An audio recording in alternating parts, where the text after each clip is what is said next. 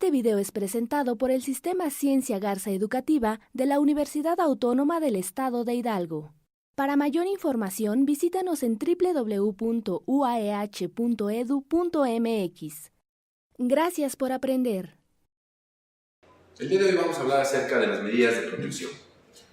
En primer lugar, el concepto es muy importante. Las medidas de protección es un instrumento procesal a través del cual, en el caso del Código Nacional de Procedimientos Penales, el agente del Ministerio Público, al identificar que la víctima se encuentra en un supuesto de riesgo y que su seguridad es vulnerable, debe de implementar determinadas acciones que se encuentran contempladas en el artículo 137 del Código Nacional de Procedimientos Penales para evitar que se consuma un delito, para prevenir un delito o para dejar e impedir que siga surtiendo sus efectos la comisión de un delito. Por otra parte, a efecto de que el Ministerio Público pueda imponer las medidas de protección, es el artículo 137 del Código Nacional de Procedimientos Penales, el cual establece cada una de sus exigencias. Básicamente, son tres los requisitos que deben de colmarse. El primero es la existencia de un riesgo en la víctima. El segundo es evaluar la seguridad de la víctima. Y un tercero es identificar cuáles son las medidas de protección que pueden disminuir ese riesgo y aumentar la seguridad en la víctima. Una vez que el Ministerio Público ha impuesto las medidas de protección, cualquiera que ya sean en términos del artículo 137 del Código Nacional de Procedimientos Penales, a continuación debe de realizarse la ratificación de las mismas. Quiero hablar ahora respecto del plazo que se tiene para celebrar la audiencia de ratificación de medidas de protección. Al respecto, el Código Nacional de Procedimientos Penales establece un plazo de 5 días contados a partir del día siguiente a la imposición de la medida de protección. La pregunta que surge es si estos días para ratificar la medida de protección son días naturales o son días hábiles. Al respecto, mi consideración es que tratándose las medidas de protección de aplicación urgente y que buscan proteger a la víctima, el juez debe celebrar la audiencia, si así es solicitada, dentro de los 5 días siguientes a la imposición de la medida de protección, contabilizando estos días en días naturales. ¿Por qué en días naturales y no en días hábiles? El artículo 20 constitucional, en su apartado C, en la fracción quinta, establece que es obligación del Ministerio Público garantizar la seguridad de la víctima y obligación del juez vigilar el cabal cumplimiento de esta decisión. De tal manera que no solamente se trata de que el juez ratifique las medidas de protección, sino que se trata que vigile que el Ministerio Público ha cumplido cabalmente con dicha obligación. Si se contabilizaran los días de manera hábil, es decir, únicamente los días hábiles, se podría correr el riesgo que durante un periodo vacacional se quede durante un lapso prolongado la imposición de medidas de protección sin la vigilancia del juez de control. Y puede ocurrir que la víctima se encuentre desprotegida porque tal vez el Ministerio Público no impuso las medidas de protección adecuadas. Es por ello que debe concluirse que los días deben de contabilizarse de manera natural. Otra de las preguntas que surge para celebrar la audiencia de ratificación de medidas de protección es si esta audiencia debe ser pública o debe ser privada, es decir, a puerta cerrada. En este sentido, el artículo 64 del Código Nacional de Procedimientos Penales, en su último párrafo, establece que el juez en la audiencia deberá dejar constancia de las razones por las cuales estime que la audiencia sea a puerta cerrada. En el caso en particular, nuestra consideración es que la audiencia debe celebrarse a puerta cerrada. La razón de ser así es porque el artículo 40, fracción cuarta de la Ley General de Víctimas, al abordar lo relativo a los principios de las medidas de protección, señala que uno de los principios que rigen a las medidas de protección es el de confidencialidad. Esto es, que todas las actuaciones derivadas de medidas de protección deben de mantenerse en reserva con relación a los actos jurisdiccionales o actos de investigación. Por ello, si la audiencia se celebrara de manera pública, se rompería con el principio de confidencialidad previsto en el artículo 40 de la Ley General de Víctimas. Esto es así porque si el Ministerio Público estima que la víctima se encuentra en una situación vulnerable en el que su riesgo es altamente probable que sufra alguna afectación en su salud, por ello es que hay que garantizar primero la protección de la víctima y después realizar los actos subsecuentes. Otra de las preguntas que surgen al momento de celebrar la ratificación de las medidas de protección, tratándose básicamente de casos de mujeres víctimas de violencia, es si en la audiencia debe de comparecer o no el imputado.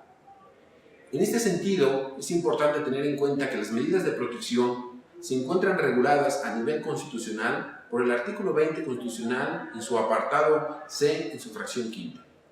Pero es más importante también tener en cuenta que las medidas de protección se encuentran reguladas en el artículo 16 constitucional.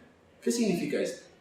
Significa que las medidas de protección son actos de molestia, no actos definitivos. Los actos definitivos se encuentran regulados por el artículo 14 constitucional y, en efecto, cuando se trata de actos definitivos, debe necesariamente respetarse el derecho de audiencia. Es decir, antes de su imposición, debe escucharse a la persona que es afectada. Las medidas de protección no son actos definitivos, son actos provisionales y, por ende, al ser actos provisionales, no es necesario ni es indispensable que previo a ello escuchemos nosotros al imputado. Inclusive, tener al imputado frente a la víctima, una persona que ha sido objeto de violencia, podría generar afectación al principio de no revictimización, pues en este caso estaríamos obligando a que la víctima tenga frente a ella a su agresor.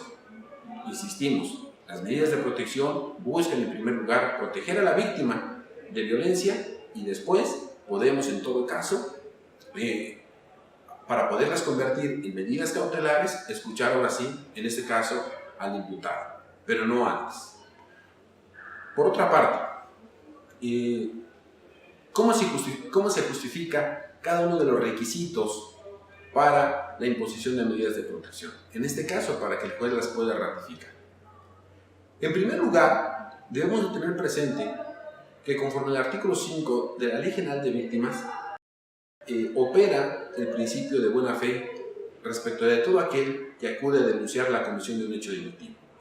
Esto es, cuando una víctima de violencia acude y denuncia hechos que constituyen riesgo para su salud y que han dejado o que pueden dejar en vulnerabilidad su seguridad, la autoridad debe de partir de la premisa que la víctima dice la verdad y debemos de creerle a la víctima. Por ello, es que un parámetro fundamental es que debemos de partir del dicho de la víctima y de que a la víctima le creemos. Esto bajo el principio de buena fe. Ahora bien, decíamos que el primer requisito que se debe justificar es el riesgo en el cual se encuentra la víctima. Al respecto, un artículo meramente orientador para evaluar el riesgo en el que pudiese encontrarse la víctima es el artículo 40, en su fracción quinta, del Reglamento de la Ley General de Víctimas del artículo 40, fracción quinta, del Reglamento de la Ley General de Acceso a las Mujeres a una Vida Libre de Violencia, el cual establece un catálogo de supuestos en los cuales se puede considerar que existe riesgo en la víctima. ¿Qué tipo de actos pueden ser constitutivos de riesgo en la víctima? Puede ser la amenaza de muerte, el aumento de gravedad de las acciones de agresión física, puede ser incluso el intento de suicidio por parte del agresor, el aumento de la violencia, entre otros casos. Es decir, cuando la víctima refiere que ha sido objeto de amenazas, cuando la víctima refiere que el agresor se ha intentado suicidar, significa que estamos en una situación de riesgo y que el Ministerio Público tiene que imponer una medida de protección y el juez tiene que ratificarla. El segundo aspecto que se analiza es la seguridad de la víctima. Es decir, tenemos que analizar el contexto en el cual se desarrolla la víctima. Muchas de las veces la víctima únicamente vive en el domicilio con 2 menores de edad, en cuyo caso, ante la agresión del imputado, se encuentra en una situación vulnerable. Y estas circunstancias son las que implican que el Ministerio Público evalúe la imposición de medidas de protección. El tercer aspecto que se debe de analizar es la idoneidad, es decir, si la medida de protección es adecuada para evitar o para disminuir el riesgo identificado.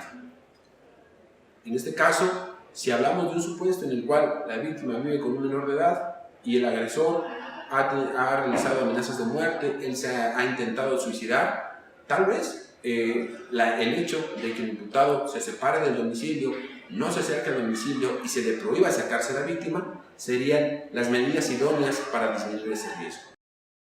Pero si nosotros imaginamos un caso en el cual el domicilio de la víctima se encuentra rodeado de familiares del imputado, tal vez separar al imputado del domicilio no disminuye el riesgo, pues los familiares que viven en el mismo entorno y que viven alrededor de la víctima pueden generar más violencia sobre ella. Es por ello que, de acuerdo a las circunstancias en cada caso en particular, debe el juez, y en su caso el Ministerio Público, evaluar la idoneidad de las medidas de protección. Es importante resaltar que en las medidas de protección no se debate si existe delito o no existe delito. Se debate o se identifica si existe riesgo en la víctima, si hay una seguridad vulnerable en la víctima y si las medidas son idóneas. No es este el momento en el cual se analice la existencia o no de algún delito. Un último aspecto que debe de analizarse para la ratificación de las medidas de protección es el relativo a la duración. Por regla general, las medidas de protección tendrán una duración de 60 días naturales.